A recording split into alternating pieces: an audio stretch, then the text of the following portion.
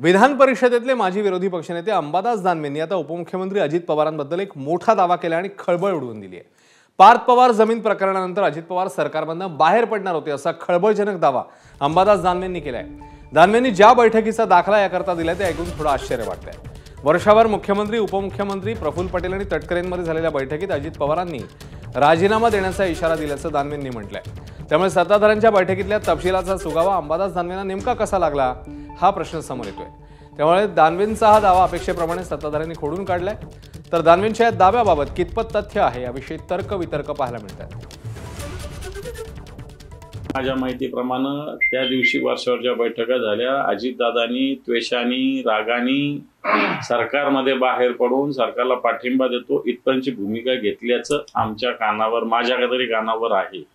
हे मी नव्यानं बोलतोय हे की जे कानावर आहे ते सांगतो मी, खरं कुठं बाहेर येईल।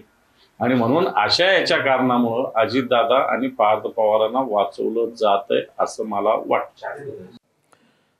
तर अंबादास दानवेंचा हा दावा सुनील तटकरे आणि चंद्रशेखर बावनकुळे यांनी मात्र फेटाळून लावलाय। बघूया। दादांत खोटा आहे।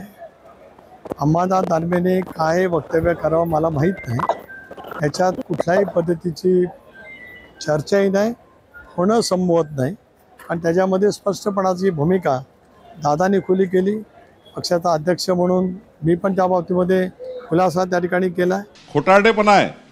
मी होतो वर्षा बंगल्यावर, अंबादास दानवे हे काही वर्षावर थोडे होते तेव्हा, मी त्यावेळी वर्षावर होतो। असा कुठलाही चर्चा झाली नाही। एबीपी माझा, उघडा डोळे बघा नीट।